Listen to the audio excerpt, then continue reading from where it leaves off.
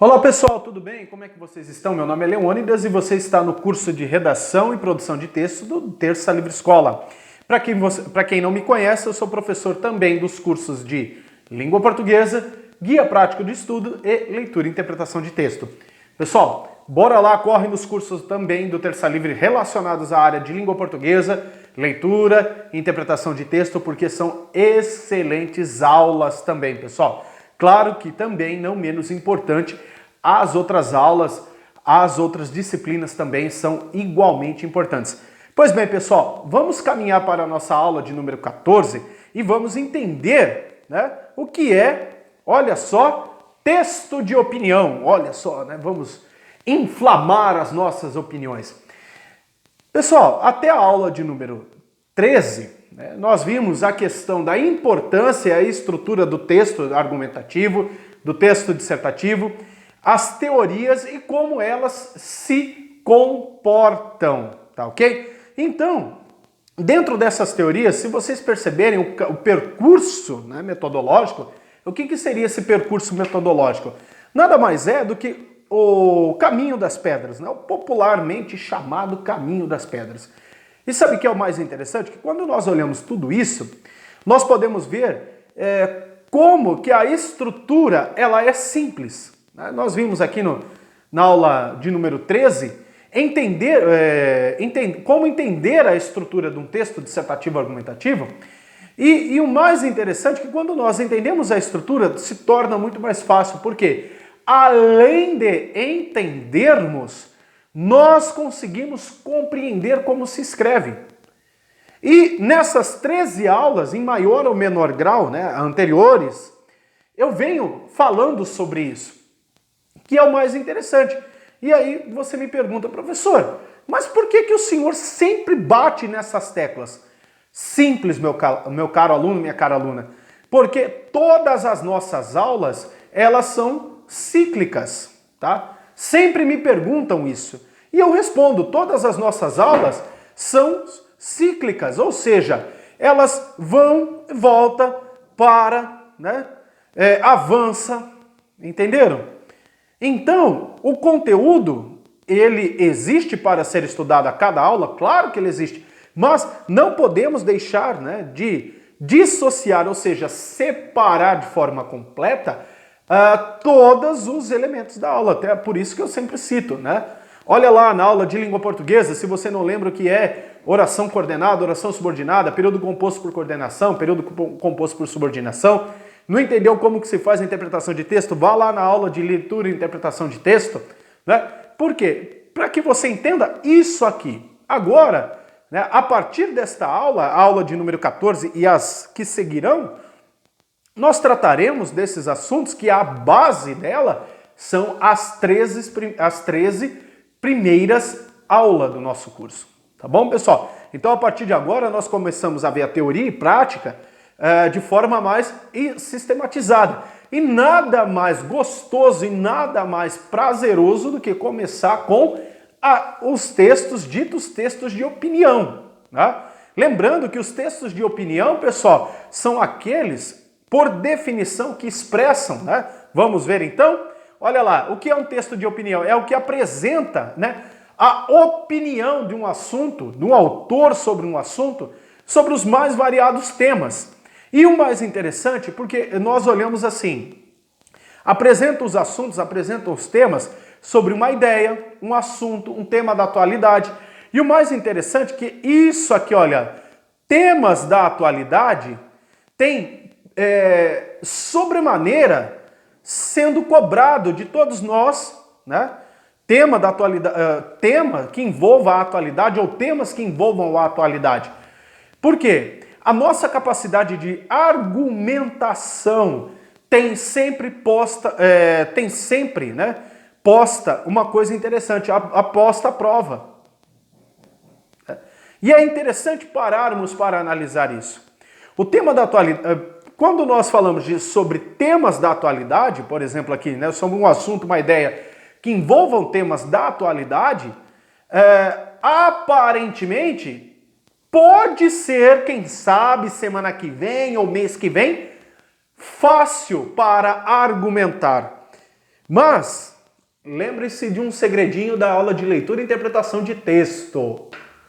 Pessoal, temas de atualidade ou temas recorrentes, podemos cair, inclusive, eu disse nas 4 primeiras aulas do nosso curso, eu disse uma coisa, que nós podemos cair num famoso discurso ad hominem, ou seja, o famoso clichê ou ideias já gastas. E isso é um perigo para nós. Por quê? Eu digo isso.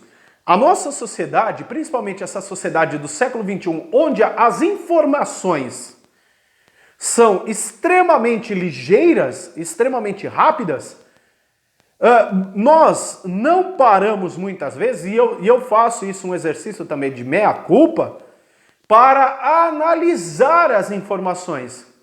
Volta e meia nós somos submetidos, ou melhor ainda, nós somos postos à prova. Olha que interessante que eu estou dizendo aqui. Nós somos postos à prova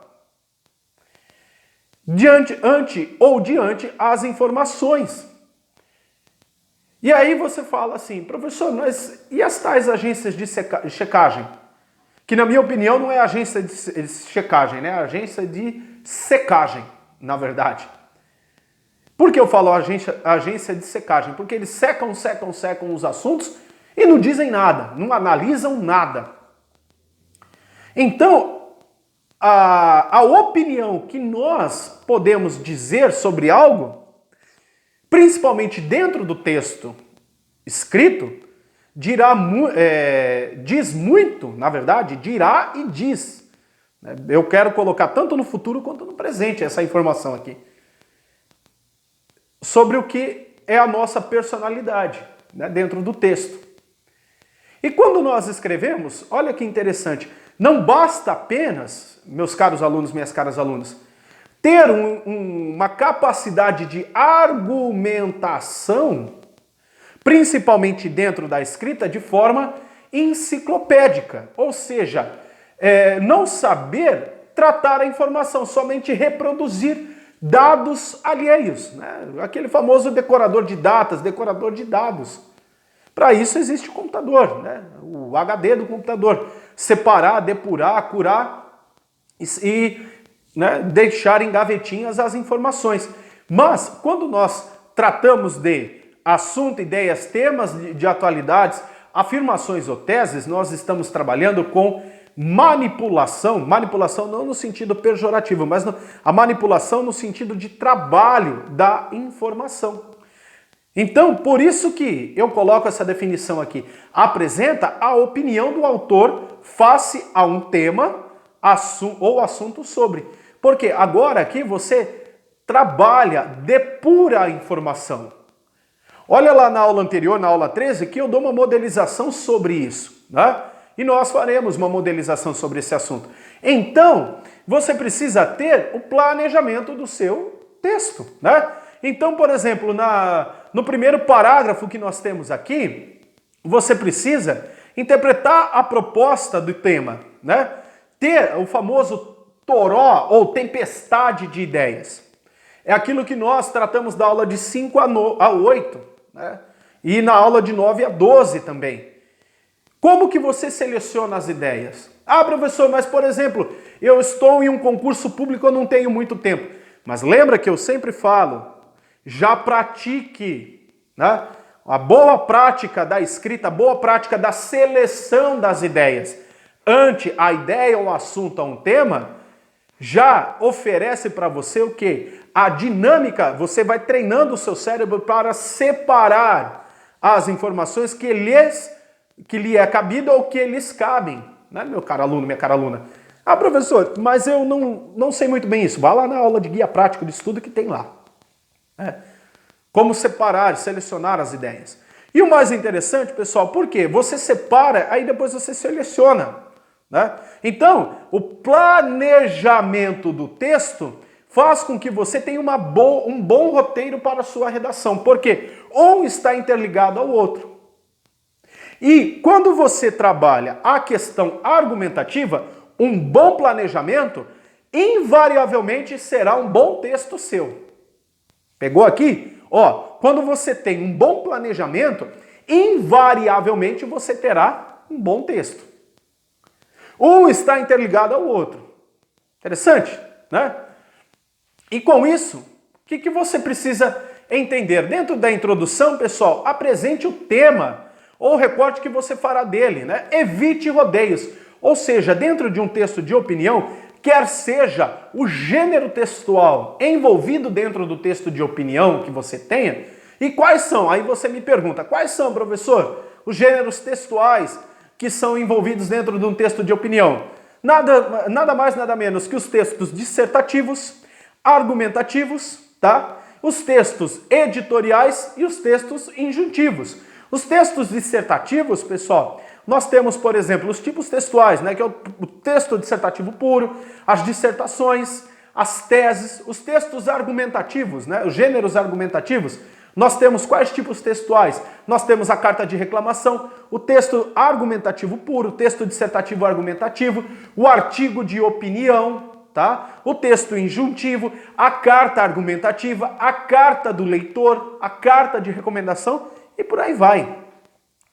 Então, todos esses textos, qual é a marca principal, pessoal? A objetividade na opinião. E na introdução não é diferente. Seja, né, o mais direto possível. É recomendável que a sua tese, ou seja, a proposta que você tem, né, esteja exposta para direcionar a leitura e mostrar a sua linha de raciocínio. Já vemos, ó, estamos falando há muito tempo aqui, né? Basicamente há 13 aulas sobre isso. Mas é bom dar um warm-up aqui, né? Dar uma relembrada, né? Lembre-se que na dissertação, ou seja, quando você escreve um texto de opinião, estou falando aqui a dissertar, ou seja, dissertação entenda como a exposição. Dissertação entenda como a exposição dos seus argumentos, né? Devem ser usados para convencer. Olha que interessante. Então, quando você expõe o teu argumento, tá bom? Ah, professor, mas eu não tenho muita paciência para isso. Né? Como diz os franceses, je suis désolé. Ou os ingleses, né? I'm sorry. Então aqui, o que você faz na tua introdução? Preste atenção sobre o que você quer falar, o tema que você quer falar. Preste atenção como você colocará, exporá a sua tese, exporá os seus argumentos, mas de forma mais não perene, mas de forma mais superficial, para vir aonde? Onde? Para caminhar. Vai para onde o seu texto? Para o desenvolvimento. Que diferente na introdução, né, das ideias, ali você só expõe. Agora aqui no seu desenvolvimento você justifica, né, de forma consistente que apresente os seus argumentos. E a parte mais importante do texto, por quê? Né? Porque ali, pessoal, o desenvolvimento, entenda que é a sua metodologia. É o teu passo a passo, gente. Para deixar bem organizado, uma dica é reservar um parágrafo para cada argumento. Então, na aula anterior, nós vimos como separa, né, os argumentos lá. Na introdução, então, você apresenta cada argumento, né? Apresenta ali de forma rápida, como eu falo, rápida no sentido de situar o teu leitor. Agora, nos argumentos, se você tem ali na sua introdução 1, 2 ou 3 argumentos, para cada argumento, separe um parágrafo. Lembrando que cada parágrafo, pessoal, de 5 a 7 linhas, não mais que isso, tá bom? De 5 a 7 linhas. Por que eu falo isso? Primeiro, que você já vai colocando a sua organização, por exemplo, para concursos públicos, vestibulares, é não mais que 30, 40 linhas, né? De 30 a 35, dependendo ali do concurso. No caso, para a carreira diplomata, 40 linhas, né? Uma redação, né, dissertativa ali, ou argumentativa, aí depende do que é proposta na dissertação, né? Ali no texto seu, de opinião. Mas ali, por exemplo, 30 linhas, como que você vai organizar? Se são 6 parágrafos, então 5 linhas cada. Se são 4 parágrafos, a média de 7, 8, dependendo de um parágrafo ou outro, entendeu? Aí você coloca, tá? E uma coisa interessante é analisar todos os aspectos que você quer abordar. Quais os aspectos que você quer abordar? E aí vai naquilo que nós estudamos, né, em aulas anteriores, na aula de 5 a 9, a questão da seleção dos argumentos e quais tipos de argumento você quer usar. De referência, de autoridade, argumentos estatísticos, argumentos dissertativos, referência histórica ou alusão histórica, não importa, tá? Não importa. O importante é estar em contexto com que você escreve, aquilo que você escreve e aquilo que você quer expor para a sua argumentação, né? Expor os seus argumentos e persuadir, convencer o teu leitor, tá? E lembrando que a conclusão também nada mais é, pessoal, que retomar, ou seja, retome as ideias expostas na introdução, junto com os principais argumentos, ou tópicos, né, como você preferir, né, que justificam para confirmar a tese e encerrar o debate, ou propor uma nova solução. Mas no caso, um texto de opinião, por exemplo, um texto argumentativo, ou um artigo de opinião, né, no caso aqui, natureza argumentativa, né, o gênero, o artigo de opinião, um tipo textual, artigo de opinião, você encerra o debate ali, você coloca ali, né? Diferente de outras redações, por exemplo, aqui eu falo do Enem, que é o mais comum que me perguntam também. É nessa parte que você propõe a solução do problema, que aí é a chamada da intervenção. Entenda-se que quando o Enem fala, ou até outros vestibulares já adotam esta nomenclatura, né? A questão da intervenção é a solução, tá? A partir dos pontos já levantados durante sua redação, tá? Então, para preparar um texto, pessoal, primeiro, liste as opiniões que possam existir sobre o assunto, tema, afirmação e etc. E liste também os argumentos contra, a favor, né? Você faz a sua seleção, ou até o argumento neutro, das diferentes opiniões para defendê-los. Então, e na introdução? Refira sobre o assunto a qual será emitida a opinião. Acabamos de ver agora. Então, como que você organiza a introdução? O melhor momento para escrever a introdução é terminar o trabalho. O que é o trabalho que aqui eu coloco para você? É terminar aquele trabalho de coleta dos dados e coleta das opiniões contrárias, a favor ou neutra, que você leu, né? Os artigos, livros, opiniões que você leu, né? E olha que interessante aqui novamente, seja sucinto, ou seja, seja conciso naquilo que você quer colocar. É muito importante, gente, novamente eu digo, importante você ter uma introdução objetiva, vá direto ao ponto, não seja prolixo, tá, gente? Porque uma introdução escrita, né, de forma prolixa, né, um texto prolixo, ele vai para o lixo. Peguem aí o trocadilho com a brincadeira. E cite, né, referências. Você pode colocar ali na introdução a sua referência? Claro que você pode, mas não de maneira aprofundada. Você coloca essa referência mais aprofundada lá no seu desenvolvimento, né? Mostre a relevância do trabalho. Faça um teste de compreensão, ou seja, faça o teu leitor pensar sobre o que você está opinando, né? E no desenvolvimento, pessoal, apresente com clareza a opinião, aquilo que você pensa sobre o assunto. Se for de maneira positiva, apresente as maneiras que você está argumentando de maneira positiva. Se for negativa, use lá dos recursos de linguagem, as figuras de linguagem, né, como o sarcasmo, a ironia. Faça o seu leitor raciocinar. Professor, mas eu não lembro o que é a ironia e o sarcasmo. Gente, na aulinha de língua portuguesa, procura lá, figuras de linguagem, aí você tem lá figuras semânticas, figuras de texto e figuras de pensamento. Procura lá saber o que é o sarcasmo, a ironia, né? Porque muitas vezes uma opinião até de forma irônica, brincar com isso, né? Essa ironia faz com que o teu leitor... A ironia, gente, é um tom de humor mais ácido? É. Mas ela faz com que o teu leitor pare para pensar um pouco mais, tá? Até mesmo dentro dos argumentos a favor. Use de ironia, use as figuras de linguagem. Daí a importância de você conhecer a figura de linguagem ou as figuras de linguagem, né? E justifique a sua opinião. Lembrem que quando você coloca a sua justificativa, o teu leitor, claro, logo após o tópico frasal, professor, eu não lembro o que é tópico frasal. Volte umas aulas anteriores, né? As aulas 12, 13, nós falamos sobre os tópicos frasais, tá bom? Veja lá como é que está, tá bom, pessoal? O que é o tópico frasal e como que se justifica? Justifique, claro, de maneira objetiva, sempre de maneira objetiva, tá? E na conclusão, pessoal, sempre faço uma referência resumida sobre o assunto, tá bom? E no texto de opinião, você tem que verificar o seguinte: foram colocados todos os argumentos no plano? A opinião está de acordo com o tema? Ao reforçar o tema, houve fuga? Faço atenção aqui ao item 3. Preste muita atenção nisso, na questão da fuga do tema. Tá bom, pessoal?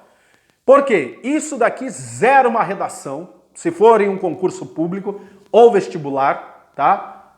Ou um processo seletivo. E se há fuga do tema, no caso, você publica esse texto em um blog, uma rede social ou um site de notícias, logo o teu leitor perde o interesse, tá? A opinião, ela é bem clara quando você expressa. Os conectores morfossintáticos, lembra lá, o que é o morfossintático, pessoal? A questão da morfologia, né? O artigo, os nomes, os substantivos, né? O nome substantivo ou nome abstrato que você coloca ali, os pronomes, sujeitos, locuções, estão de acordo? Na parte sintática, né? A relação sujeito, verbo e complemento, tem lógica, né, dentro dos períodos lá que você escreve, quer seja ele um período simples, quer seja um período composto. Se é período composto, se as orações coordenadas, elas se coordenam entre si, né? Os conectores, aqui aí vem o ponto item, o ponto 6, né? E a pontuação está de forma adequada, tá bom, pessoal? E aí, dentro desses conectores morfossintáticos, os períodos compostos por subordinação, como está? Né? Professor, mas eu não lembro nada disso. Período simples, período composto por subordinação, composto por coordenação, né? Os tipos de oração coordenadas e orações subordinadas. Na aulinha de língua portuguesa, lá no curso de língua portuguesa, nós falamos sobre isso, né? A partir da aula 35 em diante. Tá bom, pessoal? Preste muita atenção nisso, tá? E aí, pessoal, nós vemos o seguinte, né?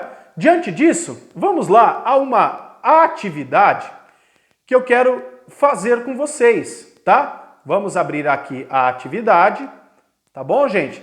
Que é uma modelização de um texto argumentativo, tá? Então, qual é a proposta aqui? Olha só, a atividade. Preste bem atenção, de um texto argumentativo.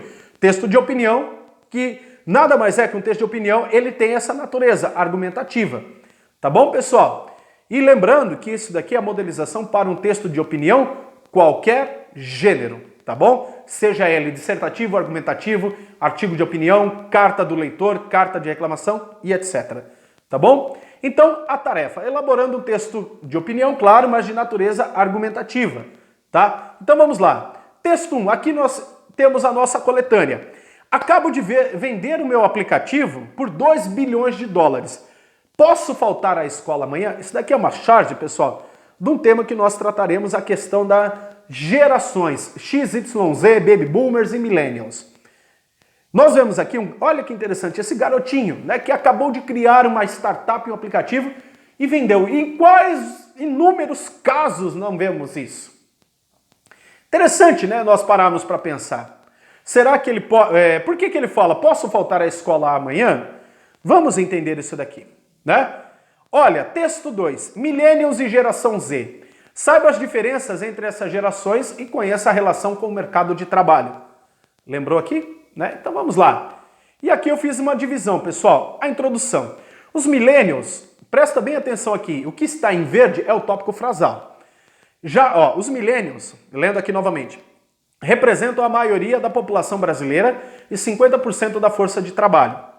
De acordo com uma pesquisa, né, realizada pelo Itaú BBVA, até 2030, o número de assalariados que são parte dessa geração pode chegar a 70%. Agora aqui vem a questão da contextualização e, detalhe, a problematização. São representadas pelas cores vermelha, azul, roxa e lilás. Muito se diz aí sobre os millennials que gostam de tecnologia, usam a rede social em peso. Preferem trabalhos mais flexíveis e não hesitam mudar de emprego caso estejam satisfeitos. Mas será que é assim mesmo? Qual é a relação, né, dessa geração com o mercado de trabalho? Qual a diferença entre geração Z, nascida um pouco depois? Aqui no distrito, em nossos hubs de inovação, o que é hub, pessoal? Em nossos parques, né, no sentido de parque, tá? Conceitos, né, de inovação, nós temos que lidar com todos os tipos de geração. Afinal, são milhares de pessoas todos os dias convivendo e trabalhando no mesmo espaço. Mas é fato que a geração Z e Millennials são algumas com maior influência e presença em nossa comunidade. Vamos ver aqui então. Argumento 1. Baby Boomer, Millennials e geração XYZ. A divisão que se costuma usar para gerações mais recentes é uma verdadeira sopa de letrinha e pode se confundir. Por isso, vamos dar um passo atrás para entender como chegamos no momento dos Millennials e da geração Z. Antes dessas duas gerações, temos os Baby Boomers, que incluem os nascidos entre os anos de 1946 e 64 e representam hoje 33 milhões de brasileiros, de acordo com a mesma pesquisa. Em seguida, vem a geração X, com 55 milhões de representantes. Bem diferente dos milênios e geração Z, seus antecessores são mais tradicionais em relação ao trabalho, preferindo carreiras mais estáveis. Olha a contextualização aqui, pessoal, né? Olha só, com o segundo e o terceiro tópico que é apresentado na introdução, né? Argumento 2. E os milênios, quem são? Também conhecidos como geração Y. Um parênteses aqui, vocês estão percebendo que agora estamos na parte de explicação, que é o desenvolvimento, tá? Voltando aqui. Também conhecidos como geração Y, sucederam a geração X. Os millennials são nascidos entre 79 e 95. Eu me incluo aqui, tá, gente? Porque eu sou nascido em 1986. Embora esse período possa ter pequenas variações de acordo com a fonte consultada. Na vida pessoal, os millennials costumam sair de casa e se casarem mais tarde que as gerações anteriores. Muito também aponta a geração como narcisista e com o hábito de gastar mais do que poupar. Argumento 3. Mas, deixando as polêmicas de lado, uma coisa é certa. Os millennials revolucionaram e continuam revolucionando o mundo do trabalho. Isso porque raramente verá o millennial sacrificando tudo em nome da carreira. Preocupados em equilibrar, né, vida pessoal e trabalho, ou trabalho e vida pessoal, e claro, né, em ter momentos de lazer. Esses jovens se descobrem para fazer um pouco de tudo isso. Argumento 4. Daí vem a necessidade de horários flexíveis do trabalho e as startups que mais parecem um parque de diversões, com jogos, espaços de lazer e descanso, happy hour com cerveja liberada. Um bom millennial tentará fazer a diferença, muitas vezes usando tecnologia, com a qual é familiarizado para isso. Por conta disso, aliás, que é fácil encontrar startups criadas por millennials, que buscam resolver problemas do mundo tradicional que não foram resolvidos pelas gerações anteriores. Que se for por meio de um aplicativo, melhor ainda, né? E aí, a conclusão. Atrair e reter millennials, por esses motivos, requer dar a eles liberdade para trabalhar e abrir mão de regras rígidas de microgerenciamento. Idealista, a geração confia em negócios e demonstram ética e se preocupa com a origem dos alimentos que consomem. Por exemplo, né, nós temos aí a questão das responsabilidades sociais, que diz aqui, olha lá, das roupas que usam, enfim, dos produtos que compram de maneira geral. A preferência é por marcas que oferecem alternativas orgânicas, livrem de sofrimento animal e sensíveis às questões relacionadas ao meio ambiente. Empresas, é claro, notaram essa tendência de consumo, investindo em atingir o público millennial com produtos e serviços que atendem às suas exigências. A internet e as redes sociais são canais essenciais para alcançar esses jovens que estão conectados. Disponível em distrito.me/millennials geração Z. Então vocês perceberam aqui, pessoal, que essa divisão que eu fiz para ficar mais didático, para entender um texto que dê opinião. E detalhe, para você construir a tua proposta de redação que vem agora, que eu quero propor para vocês, é o seguinte, esses textos eles conversam entre si. tanto esse texto aqui, né, o texto 2, e olha só, não está relacionado a isso aqui? Uma geração nascida no século XXI, a geração Z, XY e agora a geração Z, propõe a solução dos problemas através da tecnologia, problemas esses criados ou até levantados em gerações anteriores, através do que? Principalmente aplicativos. Perceberam? Então, aqui nós temos esse texto de opinião e vocês com certeza, na minha leitura, né, dentro desse texto aqui, olha só, Millennials e geração Z, saiba as diferenças entre essas gerações e conheça a sua relação com o mercado de trabalho. Na minha leitura, vocês perceberam que é um texto de opinião, um artigo, né, de opinião, e uma coisa interessante, a clareza, a coerência e a coesão das ideias. E como que o texto é fluido. E diante disso, vamos lá, a nossa proposta de redação, a nossa atividade. A partir da leitura destes dois textos motivadores, olha que interessante, dependendo da atividade proposta, diz texto motivador ou coletânea. São sinônimos, tá? De propostas. E com base nos conhecimentos construídos ao longo da sua formação, então olha só, estou trabalhando aqui com vocês o que apresentei aqui e o que você sabe sobre o assunto. Redige um texto dissertativo argumentativo, né, na modalidade formal da língua portuguesa. Então esse texto, no caso aqui, um texto de opinião dissertativo argumentativo, eu quero, na verdade, um texto argumentativo escrito em forma de artigo de opinião. Então, olha lá, um texto de opinião, tá? Natureza argumentativa em forma de artigo de opinião, tipo textual, artigo opinião. Debate sobre a relação das startups e a geração de millennials. Por exemplo, vocês acham que Facebook, Instagram, LinkedIn, WhatsApp não foram, hoje que são empresas enormes, não foram uma startup um dia? Pensa nisso. Apresentando sua proposta, né? Selecione e organize as ideias de forma coerente e coesa e argumentos e fatos para a sua defesa do seu ponto de vista. Tá bom, pessoal? Então, muito obrigado, gente. Está lançada aí a atividade, vocês viram essa modelização, tá?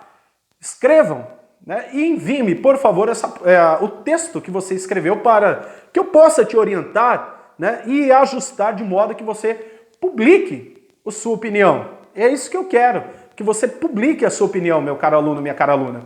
Então, qual é o e-mail? leonidasbier@gmail.com. Escreva-me, por favor, lá na aba de comentários, fixe seu texto lá que eu terei o maior prazer de orientá-lo.